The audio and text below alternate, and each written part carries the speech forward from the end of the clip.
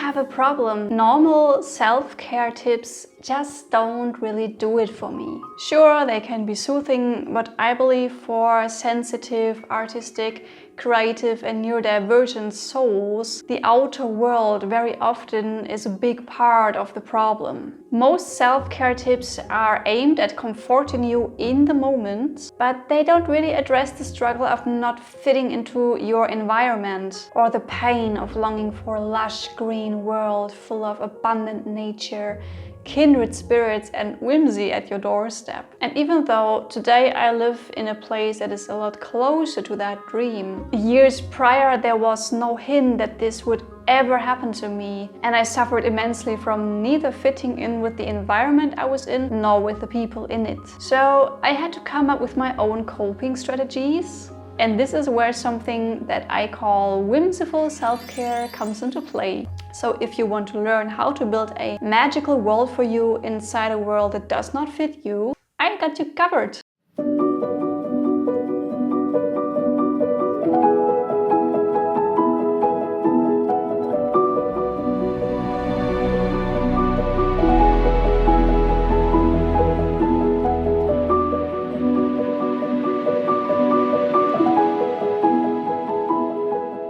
A quick disclaimer before we start. Keep in mind that this is a very personal experience, something that has worked for me. And since you probably are a person who is very different from me, I would recommend for you take whatever suits you and helps you in your unique situation. No two situations are alike. And also, this is not a substitute for professional help. So I would recommend for you to get professional help if you feel like you really need it.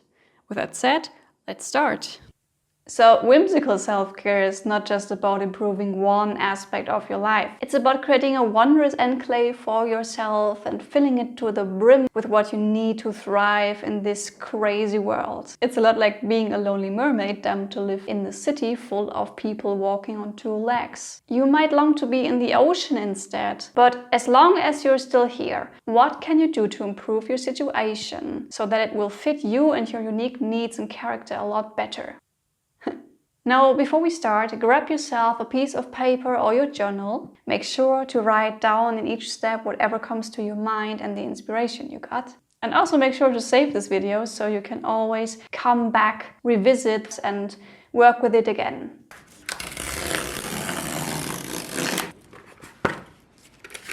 Yay. Step number 1. Imagine. Who would you be in a fantastical world?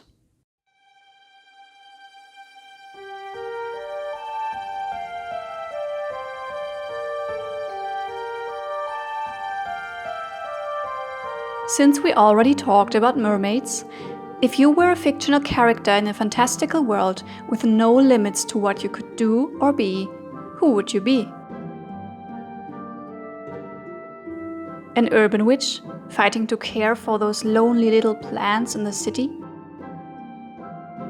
An adventurer from outer space who finds excitement in what is most mundane to us humans? A time traveler from 1899 who happens to be trapped in this time and has to bring her own taste and style within modern possibilities?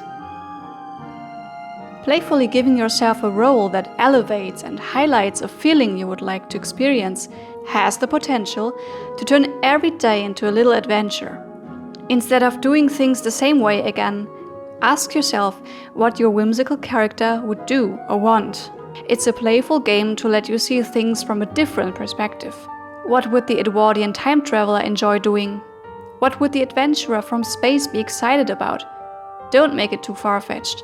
The character is an extension of your unique experience, not a complete stranger. See it as the ultimate whimsification of your life. Basically you in a fantasy world.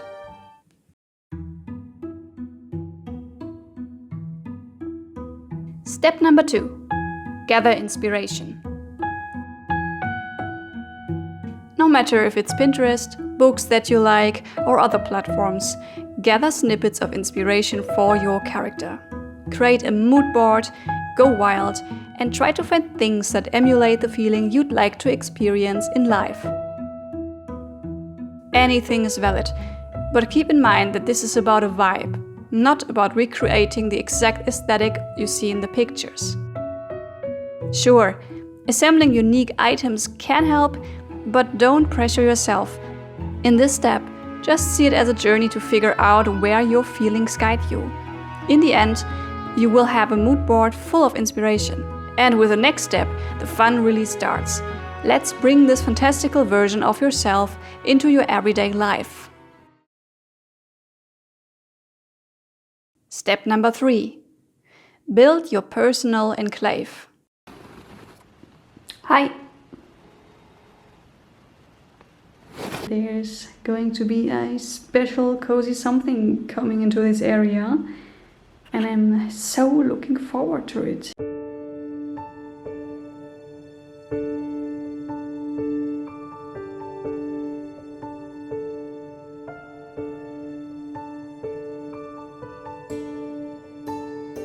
Again, let's pretend you are a mermaid who struggles to keep up with the life on land.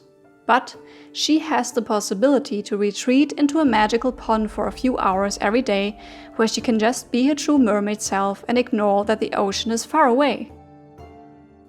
Even if so, that little pond might be what gives her the energy to deal better with having to live on land for now.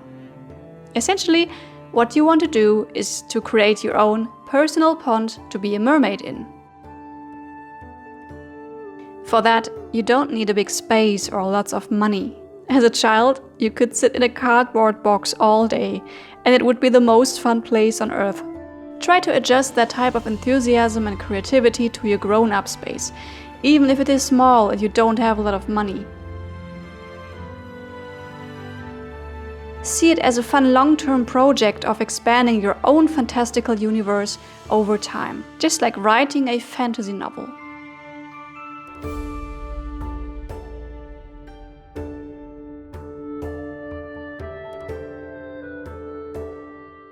So I've literally waited for such a long time to get this really nice couch where I could just decompress and cozy up and lie down. And now is the time to go and cozyfy all of it. I have a few ideas in mind, but I don't expect myself to have it perfectly done by the end of the day or something. You know, I'm going to work with what I have right now and see it as a long-term project. Follow me and we'll see what it will look like. The best stuff isn't expensive anyways. You could, for example, repurpose and upcycle things you already have, cut out pictures from magazines, collect sticks, stones, press leaves, go to flea markets, take shells, pebbles, craft things from old cardboard, collect plants outside and pot them in your room, paint the outside of old furniture, or look for easy DIY tips on how to craft with things you have at home.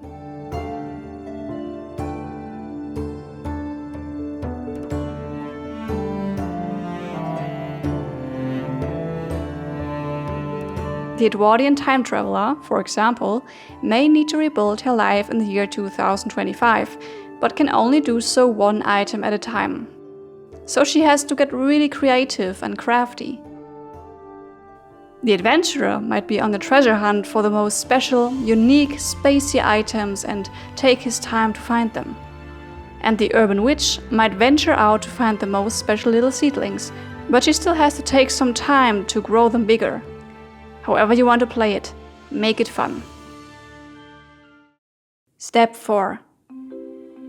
Now be a mermaid. Building up your pond is not just about the pond itself. If the mermaid would still try to walk on 2 legs while in the pond, it wouldn't be that sacred space of recharge and fun, where she can just swim and be herself.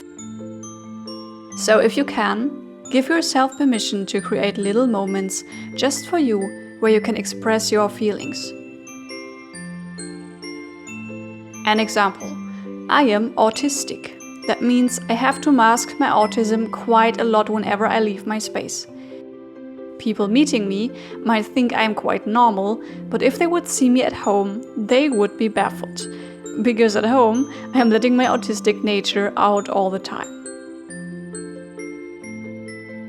In my case, that would mean, for example, that I dress whimsically but comfortably, I get rid of overwhelm or express my joy for life by jumping around, walking on my tiptoes, squealing a lot, singing, stimming with my voice, moving my body and dancing.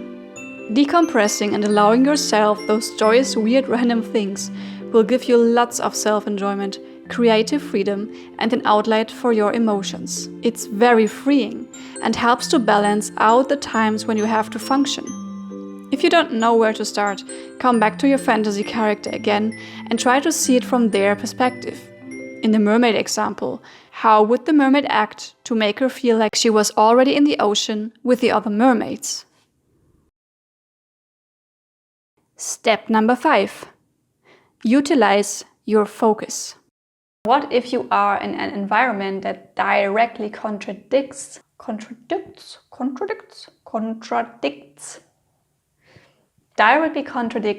what you are craving for? I feel you very, very much on this. I've been there too. When I was 12 years old, we lived in a really bad neighborhood and there really wasn't anything to be gleeful about. At least at first glance. At second glance, I found this tiny street. Next to it were houses, and on the other side there was the highway. The highway was just separated by some plastic barrier. Okay, so it wasn't a nice place, but directly next to the plastic barrier there was a bit of green, sadly trash too. But the more I focused on the small details, the more magical it became. Then I saw a beautiful pink foxglove growing from the plain undergrowth. And actually, in all these ugliness and plainness, it was the most beautiful thing in the entire universe. So my advice would be focus on the smallest of beautiful things. They are there, even if they are scarce, or there is a lot of ugliness surrounding it. The more you do it,